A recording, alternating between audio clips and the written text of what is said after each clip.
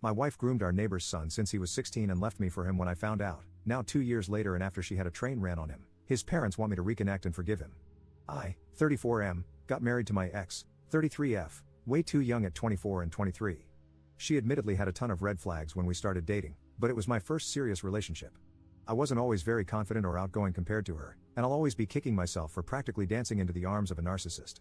The next several years after the wedding were spent with her demanding my entire life change at her whims, mood swings, gaslighting when she seemed to be carrying on emotional affairs, isolating me, arguments out of nowhere, nights sleeping on the couch, and financial abuse from her very well-off family. One other thing was she was always more adventurous in the bedroom and always wanted to try newer and weirder things.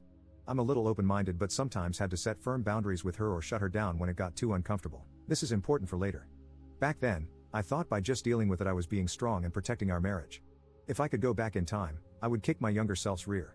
2 years back, things came to a head. It came out that she had been carrying on a full-fledged affair with our neighbor's son, who had only been 18 for around 6 months. We knew this kid since he was 16, and at that point, she was freshly 31. I finally pulled my head out of my rear, but by that point, it was too late. The coming months absolutely sucked. I got kicked out, as her parents left the house solely to her. I never had any impression I was going to have any claim to it, so I saw that coming at least.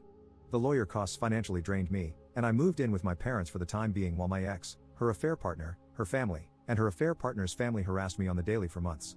My ex tried every dirty trick in the book on her parents' dime with a divorce, but somehow, by the grace of God and my lawyer, I made it out relatively fine. She sent grueling insults with every insult you could think of from a cheating narcissist.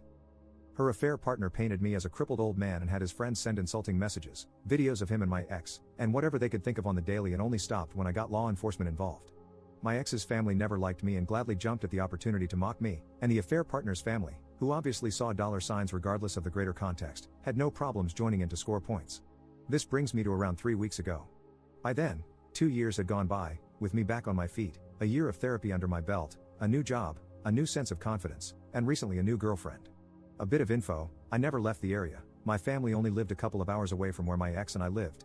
My job is going too well to risk getting up and leaving for parts unknown. Because I was in the same area, I got little tidbits of info regardless of whether I wanted to hear it or not. I know the affair partner's family moved away, he moved in with her, and the world slowly saw less and less of him. To sum it up, I got a call from his family to see him in the hospital. I don't know all the details, but basically, roughly over a month ago, my ex's affair partner went dark. Over a 5-month period, they slowly heard less and less from him, but a month back, they lost contact. Why it took them this long to raise hell is beyond me, but I imagine a family that would allow their son to be groomed for money isn't great at ensuring their son is okay. Police stopped by her house for a wellness check, only for him to answer the door looking like a literal zombie. The police found him, from what they describe, practically in hell. He had been routinely beaten and intimately abused nonstop for God knows how long. The whole investigation has opened up an endless amount of craziness. I've asked around for more info and got little tidbits but not much. It was found that multiple people were involved and allegedly there are videos of what they were doing to him. They found evidence of God knows how many illegal substances were being pumped into him. My ex and whoever else was involved are facing longer and longer sentences the more they find out. His family wants me to visit him as he wants to make amends. He wants to apologize, he's broken, he's scarred for life, he's suicidal, whatever reason they can spew out to bring me to him they've said it. But why should I be dragged into this crap?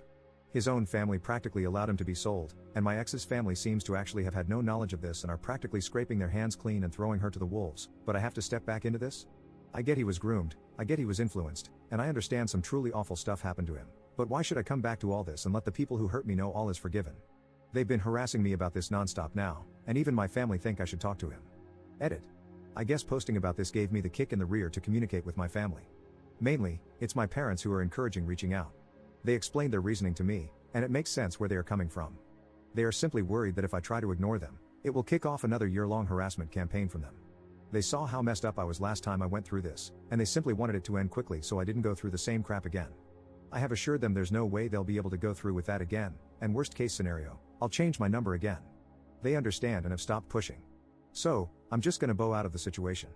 No dramatic confrontation, no big show to everyone. Just gonna have my lawyer draw up a statement requesting to be left alone, and I'll double check, making sure I won't have to be involved in any proceedings in the near future. From the brief chat I had with my lawyer so far, there's no real logical reason for me to be involved unless either side was getting desperate. Regardless, I have pages of documentation from way back showing my concern towards his age as well as clearly stating I was not involved in what transpired since then. I understand many of you wanted something more dramatic, but that's just how it is. All the loose ends are wrapped up, and I'm moving on. Update 1. Apologies in advance, this update will be stupid and asinine. So, as I always knew was a possibility, sending a letter from my lawyer to the affair partner's parents wasn't the bulletproof shield I was hoping it would be. Desperate people aren't swayed by mere legal matters. Within 2 days, things started spiraling out of control, and very quickly, they called me directly again. Make no mistake, I saw the writing on the wall, that somehow I'll be getting dragged into this no matter what. My parents and girlfriend were as supportive as they could be, but at some point, I said screw it and arranged to talk with the affair partner's dad. I know, I'm an idiot and a fool, but I need to actually know what's going on.